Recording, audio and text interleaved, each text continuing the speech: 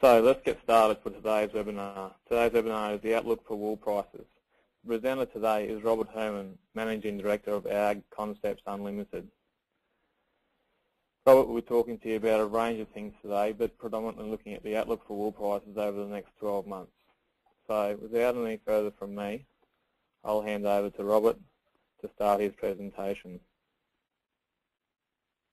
Hand it over to you. Thank you, and good afternoon, everybody. Thank you for still being in the wool industry after a long and challenging period. We've now come to this situation, and hopefully today I can bring you some information on the current market, both in terms of supply and price, and then from that we should be able to extract some outlook and some view on what's going to come in the future based on our analysis. And I just wanted to reinforce what Alex said, is that if you have a question during it, it helps to ask, I think. And secondly, if you see any information that we put up that you'd like to have sent to you in perhaps a bit more detailed format, or like to ask more, then please feel free to contact us. So as Alex said, today will be the key issues I'm looking at are wool supply, looking at wool prices, and we probably tend to spend more time looking at it from a historical perspective than from a futuristic perspective, because we think historical prices tell us a lot about what's going to happen in the future, so I'll explain that. We'll look at fine wool premiums, what's happening and what's likely to happen, and we'll look at ways of forward contracting that if and when the time is right for the growers, I mean, how can they go about it? It's interesting that the first aspect of this whole thing is that we hear all the time how volume of wool has fallen, and it's fallen quite dramatically, as you can see on the chart on the left. In total auction sales, we've come down from 3 million bales in the late 90s, or thereabouts, 2.5 to 3 million bales, and we're now sitting at just over 1.5 million bales. Now that's the total clip.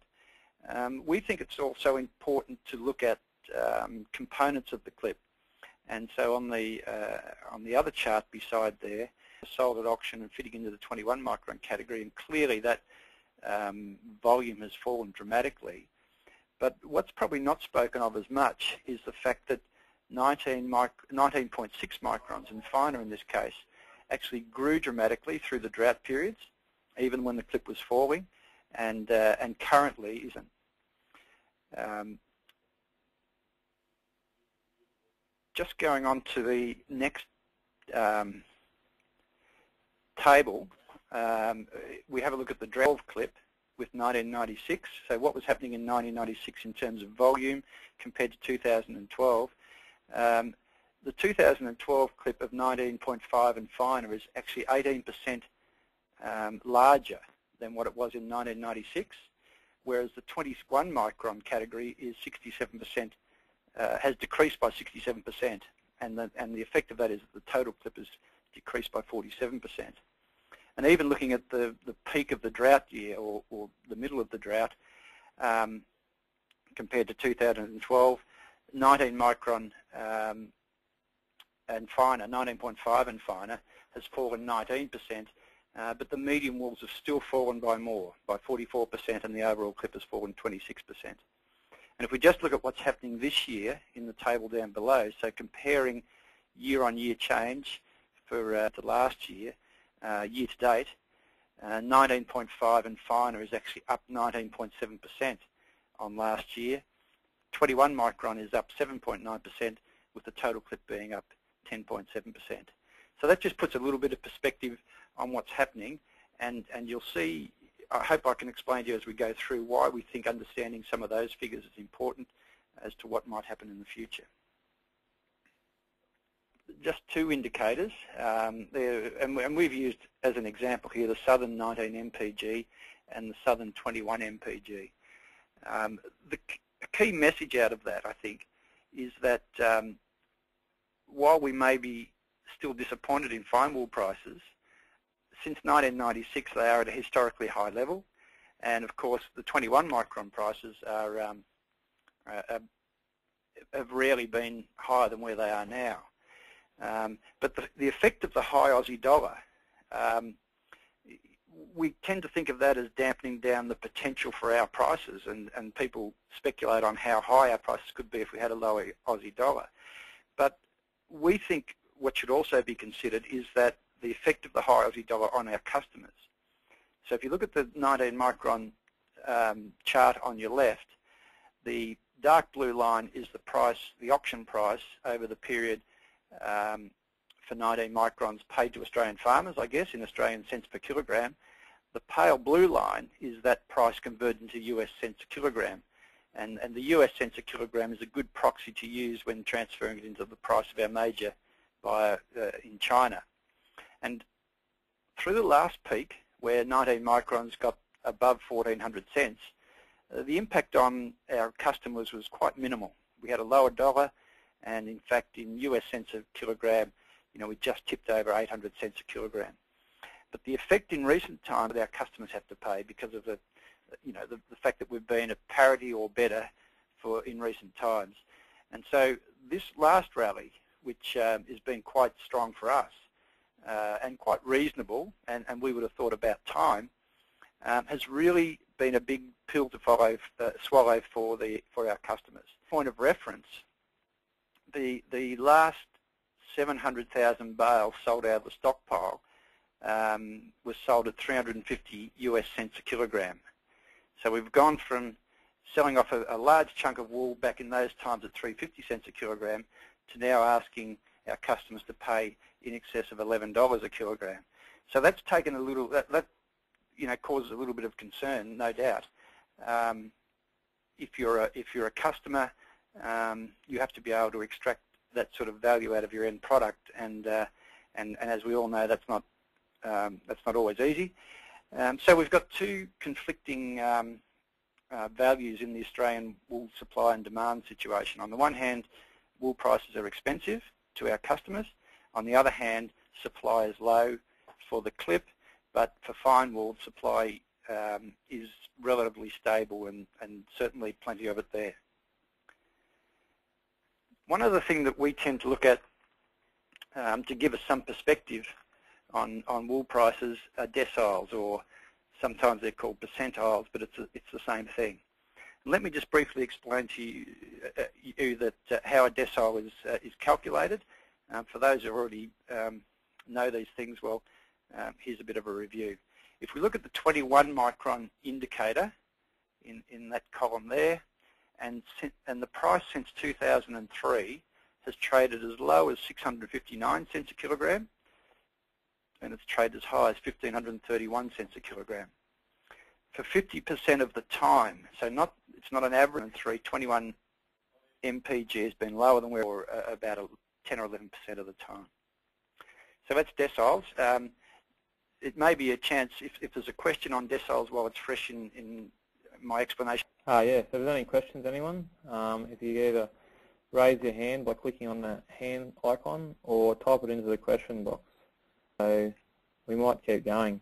Okay. So basically there was a perception that markets were generally led upwards by fine wools finding increasing demand, and that's certainly been the case, over history. This last period, though, has been particularly depressing for fine wool premiums over the rest of the wool clip.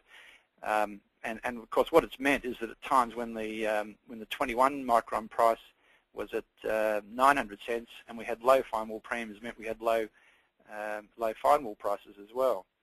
Just starting with the chart, since 1996, what has been the premium for 19 micron indicator versus the 21 indicator?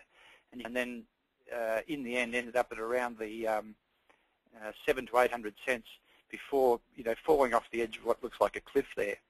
Over that period, since 1990, over 21s, but it has had a long period of depressing prices, if you like. So the price has been, premium has been 208 cents. Now that's back in the late 90s and 2000s. There was a real incentive for people to ship their clips finer, if they could. The market was actually saying, by providing that sort of a premium, that the world wanted finer microns, softer cloth, lighter weight yarns, etc., etc. And the argument was quite strong for people to go out and do things to try and make effect of the drought that really pushed clips finer artificially. So we then saw the effect of the premium that we saw growing dramatically in label. If we're looking at that column in the middle, 19 premium versus 21, since 2002, for 50% of the time, the premium has been 145 cents. It's got out to as much as 470 cents, and it's actually got to a position where in one particular week it was negative. It was negative price. The current premium is 86 cents, or as of the 19th of February. And what you can see there from the percentile levels, it spent more than 80% of its time at a higher premium than where it is now. So what we look at of a price occurring in the future based on what's happened in the past, it doesn't take account of any major changes to production, or is for people who are either holding physical wool, or if you're not holding physical wool, how can we capture either some of the opportunity or protect against some of the risk? And in recent times, we've had a lot of increased inquiry from wool growers wanting to forward sell. That came about as the market started to rally. Through the long period where prices were quite depressed, growers were quite happy just to stay out of the forward markets and say, well, we'll wait for the market to come into positive territory before we forward sell. Over that period, we had the Sydney Futures Exchange contract trading. It has slowly lost volumes down to where it's almost has almost zero volume left now. If you remember back in the boom times, Macquarie Bank had a contract that was closed. The banks had a brief dabble in offering wool swaps. They don't do anything of any note in the market now. So at that time of the wool rally, the Riemann Wool forward contract was launched. It has a few key features. It's a contract based on and traded against a selected MPG, so the grower or the seller selects whichever MPG best suits his clip. The contract is settled with physical wool being delivered to the broker's wool store. So it's not as though it's a forward contract where you have to deliver wool to a mill. It's delivered to the broker's wool store, and the broker settles the contract by any movement in the market based on where you contracted and where the market settles, plus a premium or discounts based on your actual P&Ds that apply to your particular clip. And obviously there's got to be an adjustment for weight in the final adjusted price. If I can just give you a snapshot, this is a snapshot of the screen, the trading screen as of yesterday, and I can take you to the current market. Yesterday, if you can look down if we concentrate on you can see there's a lot of activity on the 21 screen, not much on the 20s, quite a bit of bidding on the 19s, and nothing much on the 18s. And there's another screen that would show up with the coarser wools, stronger microns, at the 30 micron. And so the way it works, and I'll probably double up a little price, a certain amount of volume for a June settlement. And in this case, somebody 2,500 kilograms. At this particular time in the day when I took this snapshot, there was a buyer bidding for 10,000 kilograms at 1,210 cents. So the buyer can actually see what the grower is offering to sell at, and the grower, via his wool broker, can actually see where the current bid is. And we find that's a good way or a better way to list wool on a forward market, because it's not about going to a buyer and asking him what his price is and then coming back and sort of and tossing it around for a while and then the grower changing his mind or the buyer changing his mind. This is quite transparent. So if a buyer wanted to buy today at the time, he could sell any of those contracts that are there. The other, it makes the whole thing more transparent. So on your left there, you can see that's a view on an iPhone or a smartphone. So you can just see where the best bid and the best offer is at any time. In this case, it's an example of some time in the past, obviously before the 14th of December, 2011. Or it could be on a The forward prices are offered for up to 2 future clips. The grower actually nominates what dates he wants to settle those contract to the grower. There are no margin calls to this. The security provided by the relationship between the broker and the exporter secures the contract. So it's a really vital role the broker plays, and it's a good pivotal role for the broker to be playing in this example. So the broker, on behalf of the grower, he'll go and source prices based on the forward bids, as I said, or he might offer on the screen on the good till cancel basis a price level that the grower says, look, I'm happy to start my forward sales at that. If it gets traded, I'm happy with that, and I'll have a consideration of my position. The buyers are able to either bid directly on the screen, so they can come out and bid against offers, or they can actually go and accept wool brokers' offers that are listed there. The specifications range between 18 to 30 microns. There's a minimum of 1,000 kilograms. The largest contract that's traded in one go on there was a 60,000 kilogram contract, and the smallest has been about 1,000. But the majority sort of contract size, I think the average size is about 5,000 kilograms, which is about 40 bales. Second thing, it means that you can see where buyers are bidding, and buyers can see where growers are selling. There's also, even though yesterday the bid was at $12.20, for argument's sake, and so that becomes published, so everybody can see where it's trading at. We think it's an easy access and a legitimate risk management tool for growers. Unlike futures contracts, there's no margin calls, or there's no requirement to provide a bank guarantee. That's the important role that the broker fulfills in this contract. The other thing about it is that unlike delivering a forward contracted wool to a processor, this allows the basis, or the P&Ds, to be determined in the normal way by selling at the auction. So if you happen to have some very good wool that deserves a premium, then that'll be discovered in the auction and added to your forward contract. Or if you have a discounted wool there for whatever reason, then it'll be the fair and reasonable discount that's being applied at the time the wool's delivered against the contracted price. And from a grower's point of view, the entire transaction requires a grower to communicate only with his wool broker. So it's available to all wool brokers, and all wool brokers are using it. I've just got here to just before I go back to the screen, current trading screen. This report is one that Ag Concepts, our company, puts out each week, and you can see we've over the last 2 months, the 21 micron forward price has traded between the red dot and the blue dot for each month. So if we look at March, it's traded as low as that blue dot, and it's traded as high as that red dot. In the week that this report was printed, the crosses indicate where the last 2 months. We also add in 2 other lines that just help people, I guess, get some perspective on this, and that is the 80th percentile is there. So since 2003, the market has traded below that line 80% of the time and above it 20% of the time, and the green one is the 90th percentile. And we also have the current auction market. So the auction market in that particular week was 12.47. We're able to lock in the current auction price, even though they didn't have wool to sell. You know, for as far as by the buyers seem to follow the auction market. The buyers tend to bid up, and the grower prices that are listed there for sale now, they're trading at levels around.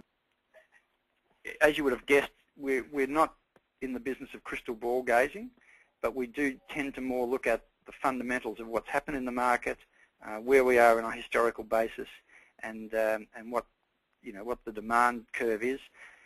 The demand curve is quite strong. So the demand curve, if you look at the forward price, a strong curve is what we're seeing there, where the far out months aren't severely discounted to the auction market. A weak curve would see, the auction market at this level and the forward prices trailing down in the pipeline. So either grower stocks, or even though demand is just fair at best. That's about it for me in terms of the presentation. I'm happy to take any questions. Okay, Robert, thanks for that. We do have a few questions that have been typed in. One from Neil Cameron. Hasn't the processing technology improved so that a 21 micron wool can be woven to similar quality or feel to that of a 19? And I think there's no doubt that the improvement in technology, and it's interesting when you look at what's happened to the 21 micron indicator since the message came out that everybody had to go finer, is in fact the people who stayed 21 or 22 even and cut big weighting to buyers, and one of the reasons why they're bidding strongly on the 21s, and we have that low basis of premium to 19 microns, is because they see in the future that, or in the foreseeable future, so the next 6 or 8 months, that the demand will fly. So the short answer is yes, you're right, and that's impacting on the market, good price levels. The flip side to that is that that's not a good story for fine wools. We have plenty of fine wool, as I showed you in the chart about. So even in the next 5 or 6 months shearings, that means that the fine wool premium is likely to remain subdued. Right, I think. What price is the brokerage? I've heard 15 cents per kg. Well, it's a good question. I can tell you what, because we're not brokers dealing directly with growers. I can only tell you what are the charges on to trade on the platform that all brokers get charged, and the charge is 10 cents per kilogram clean. What the broker decides to charge to his client, in our view, is up to him. So if somebody decides to discount that for whatever reason, that's up to them. If they decide to add an administration fee, that's up to them as well. But and I guess, David, you'd be aware that there's no one price fits all in wool broking. You know, everybody has their adjustments, I suppose. So, but the bottom line is that for anybody who wants to trade on the Riemann wool forward market as a wool broker representing growers, it's 10 cents per kilogram. Can I just make one other point? The brokerage is only charged to the seller.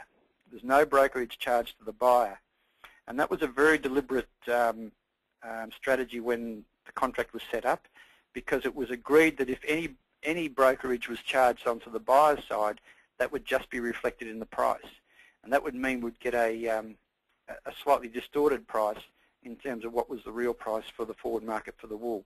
And there are other industry charges that have been levied against buyers in recent times that, while they generate revenue, they're just coming straight out of the price of wool. So it's arguable whether or not they should be there. And so this contract only has a brokerage on the seller side. Righto. Another question, Robert, from Nola Dempsey. What about wools finer than 18 micron? How do you reduce basis risk for them? Well, it's very difficult.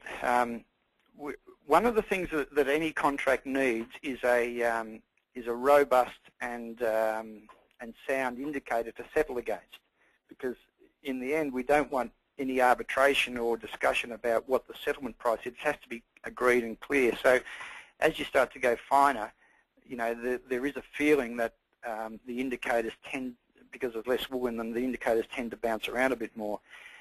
We've struggled, when we started the contract, or when the contract started, it was actually trading 50% of wool was 19 and 18 microns, and 50% was stronger. And of course, in recent times, with the premium for fine wools coming back, the switch was to, the majority was clearly 21 microns. I think we'll see fine wools trade again, 18s and 19s. When the market starts to offer a reasonable premium for 18s and 19s over 21s. The answer to you, I mean, there are some some exporters who, especially in the New England operating exporter, who offers some forward prices on 18s. We've had discussions with them in explaining to them how they could use this contract and still source the premium type wools they're looking for. It hasn't gone far, and I guess it's because the major reason would be because there isn't a great appetite for people to lock in fine wools either on the buy side or on the sell side. There's nothing to stop this product, though, from listing contracts in a whole range of microns or types. It's a very simple platform to list a contract if the demand is there. At the moment, we're seeing most of the demand congregate in the 21 MPG. We have the 19 MPG there, and we did trade, as I said, quite a bit back in late 2011, early 2012 that were 18 micron contracts. As you could imagine, the buyers were a bit loath to step back in again because they had the view back then that finals were going to take off and improve, and of course that didn't happen. Righto. There's another question here which you may or may not be willing to comment on it. Just wondering if what are your predictions for oil prices over the next year, i.e. based on the Riemann market or what it's saying? Well, it's very interesting. We have we certainly have some buyers there who are strong buyers at around the $12. I think they'd rather be buying under $12, but they're prepared to pay at $12 a kilogram for 21 microns. But we also have a group of buyers, exporters, who think that's a crazy price into the future. So that's a mixed message for me. My view is that we're now in a situation where, for the first time for a long, long time, that I think growers can have an impact on the price. I don't believe they can push the price up, but what we've seen in recent times is they actually cushion any fall. So if the processors are struggling with these prices, they can they'll go into the market and try and pull the market back a bit. And because there is no excess supply about or no excess stocks about, you see the pass-in rates go up, and the market gets choked for a bit of supply, and then next thing the market's been bouncing. And we've commented here, this is one of the few times where we've seen a market drift sideways at high levels. You quite often see it drift sideways at low levels because obviously wool's cheap and it doesn't fall much and people buy it, and then and it drifts along sideways. But this is one of the rare occasions we've seen markets drift sideways at high levels. And so I think the future is going to see, there's no doubt that there are people out there now looking at trying to produce more wool because, if you're going to run sheep, wool's a good thing to be in at the moment. It takes a lot of time to increase the sheep flock. If we saw wheat prices come out at $400 a tonne, the world wheat supply could increase very quickly in 12 months. In fact, it would increase in 6 months on the back of that market signal. It doesn't matter what the market offers for wool. The supply of wool coming forward will be restricted by how quickly people can increase their flocks. And so a combination of the ability to breed sheep and increase that way, and also the seasonal impacts are not making it easy to do that. So all that to me says, and I also say on the other side of the coin, the demand is not brilliant. Regardless of the fact that the supply of wool's fallen so much, demand is just meeting or supply is just meeting demand, and vice versa at the moment. So we've got it's almost like you've got a stalemate. I guess fortunately we don't have a lot of wool around. Otherwise, with this depressed demand, we may see the market, really struggle. But the reality is we don't have a lot of supply, and the market is being supported. So on the bottom side of the market, I think we'll see it supported certainly above $10 a kilogram for 21s, and maybe even above $11. Remembering that in the spring of last year, the market, the 21 indicator got to 1060, and things were looking. Well, people were able to make arguments then to say that the market trend is down. That didn't last, and I think we'll probably see a market bouncing around at these levels with a downside of somewhere around $11. On the upside, I guess I become cautious about predicting, but this time it's different. People have to be able to make money out of the product that we're selling. And I know we'd like to say that we're differentiated and we're in we're a unique fibre, but the reality is that people go into stores and buy clothing, and we have to be able to compete. with the clothing that's produced out of wool. So I think there is potential for upside, but the upside might be volatile. So we might see where people get caught with shortages of supply. You know, a mill might come out of China, for instance, and say, gee, our stocks are a bit lower than we'd like. We want to go and replenish them. If they try and do those sort of strategies in a market that's undersupplied with wool or supplied with the amount we've got now, that will impact on the market. But unless the underlying demand improves, which goes to a whole lot of issues like you know, the Northern Hemisphere economic activity and all those things, unless that really starts to pick up, then we'll see spikes, but it won't be maintained for long periods of time, I think. And we've got to remember that, you know, really wool is a discretionary spending item. So the people in the Northern Hemisphere need to be, you know, quite comfortable in their financial arrangements to really go and push this along.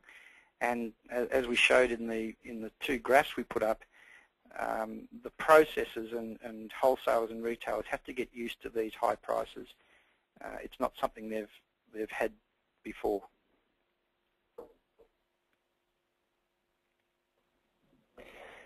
Righto, thanks for that, Robert. There doesn't seem to be any more questions. If you do have another question, please type it into the question box or raise your hand. But from what I can see, Robert, that seems to be all we have for today. So I'll just give Alex, it's Noel here. Yes, Noel? I've got a couple of questions that came in. Maybe we could discuss those now while people are thinking about any other questions that they may have. Right, go ahead, Noel. Yep. Okay, Robert, thanks for your talk today. It was really interesting.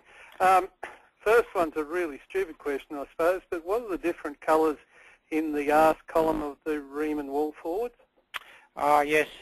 Well, what I'm showing you there is our screen. So if I'll just go back to that screen. A black number is an order that's been placed by you just overnight, and then they'll come in and have a look and take some volume out there. They might take the best price, but then they'll take other prices down the line. Does that answer your question, Noel? Yes, thank you. The next one was from a person who's not... Think about wool market risk from growers. The growers' risk needs the exporters, who are the buyers, and it needs the sellers. And they both come from a slightly different risk perspective. So it's matching that up. Matching that up is usually done by the price. So in the example that you've just raised where someone sold 1 week out, he was looking at that, and I do know a little bit of background on this, he was looking at that and saying, well, the price offered was a better price than what I would have got at auction in sign for next week's market. I was prepared to lock that in. The contracts traded, yet to be settled on the screen. Understanding where the exporter's risk is, it may mean that someone jumps in there and takes it and, to cover their risk. So if they're forward sold at a price, they may be looking to take some cover rather than just have it all swinging in the wind. Okay, that's great. I knew there'd be a logical reason. I just struggled with even the discussion that we had. Yeah. The next I guess, Noel, also you could also say, Noel, why would a buyer buy 1 week out? But obviously it worked for him. Must have. The next question that came in earlier, and it's related to a discussion that you on contracts versus the 19s and 18s where it historically was, simply price related, and by that it's going to fall, and the buyers, there's some that are happy and they fear a price rise. Is that a fair summary of why it switched from 18, 19 up to 21? I think it's partly the answer. There's no doubt that the exporters are concerned about supply of medium wool. Now, whether the 1,200 cent level that's trading at, you know, they've been quite high. So we've seen 19 microns, for instance, bid at sort of, let's say, 1,280, and 21's bid at 1,200. So what are growers looking at? Growers will look at that and say, well, I want to protect against the market falling, But if I think my fine wool premium is going to increase over time, the best thing might be just to say lock in a 21 micron contract which protects the overall market. And if I'm correct and the premium for 19 moves up towards a 200 cent level, whereas at the moment if I took a 19 micron contract I could get a 1300 cent. Now there's no guarantees that premiums and basis move in an orderly fashion. The other factor about the 21 micron, and we know how much volume has fallen. In fact, there's more 19 micron produced now than 21, trading 21 micron futures. And I think there's some of that goes with it as well. So that could mean we see it evolve over time to more ideally reflect the Australian wool clip. I think it's also worth noting that the 20 buy or sell 20 microns. They either go from, interesting because I suspect there's quite a bit of Australian wool clips fit into that 20 micron category, but it may be more reflective of what the exporters' orders that they're trying to put together are. They may not be fitting into that 20 micron category. Thanks for that. And the last question is, and again it was received a few days ago, with the dry times in the southern states and the fact that people are getting in their wool on time and quicker than last year, is there a possibility of a supply-driven bounce in the market, say in the next 3 to 6 months, where the wools that would normally be sold then have already or are going to be sold shortly? Yes, well I think that's a distinct possibility. And if you have a look, the total clip year to date, and I've just put that slide up now, is there's 10% or nearly 11% more wool, more sparm bales being delivered into the wool store than this time last year. And nobody's suggesting that the wool clip is up by 10%. So you're right, that supply will become tight. It may mean, that may also be reflected in today's price, that people are saying, well, we have to get in and buy wool now because there'll be less about later on. I mean, it's like any supply and demand equation, I think. The good thing from an exporter's point of view and from a processor's point of view is that there is a lot of information on the Australian wool clip. If they were concerned, if someone was concerned that supply was going to drop out in 3 months' time, then they have the information to make that decision now, and they would go in and buy wool. And we saw pre-Christmas where a couple of the exporters got it horribly wrong.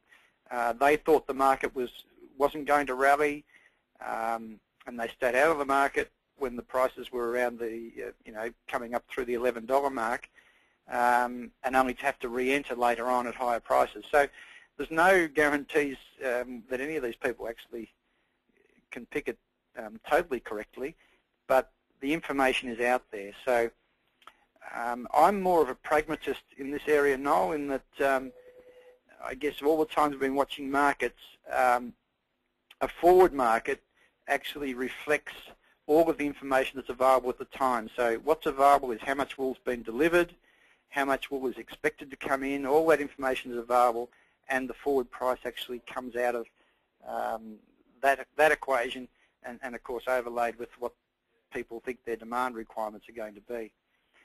There is another factor that came to play in the last couple of weeks in the wool market, and that is at these prices, it ties up a lot of capital for exporters, and it means at times they can't buy even if they want to because there's no more capital available, and that causes some problems. Obviously, it takes a buyer out at a certain time, but also brings him back in at another time when, it may surge the market.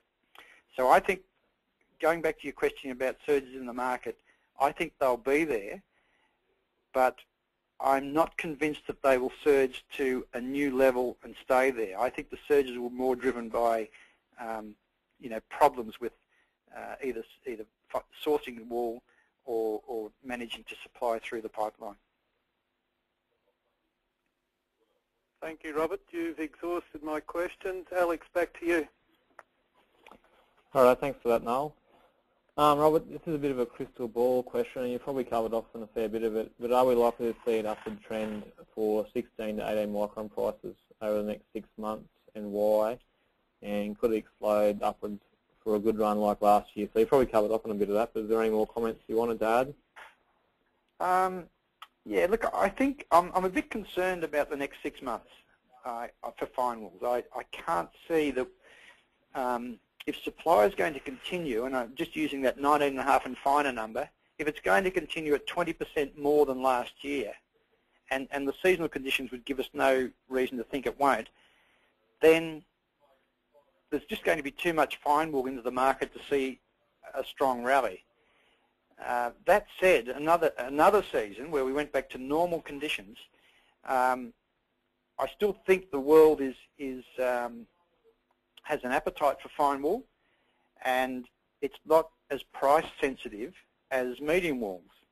So that said, you only need a couple of Italians to come back into the market strongly, or somebody to think that that's how they're going to run their business with fine wool, and we could see some strong surges in it. But I'm not so sure that it'll happen in the next 6 months or even the next 9 months. I think the next 6 to 9 months we're going to see the market oversupplied with fine wool.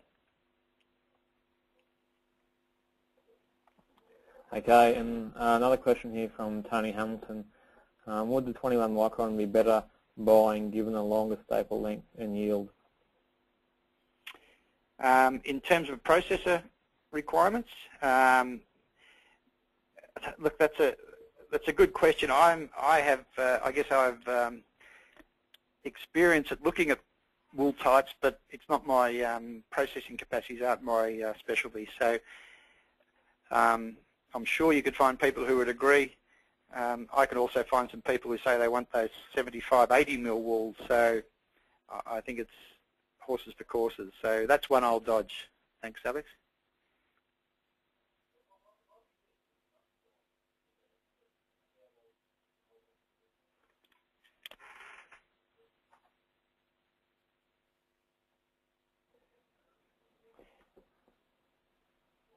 Alex.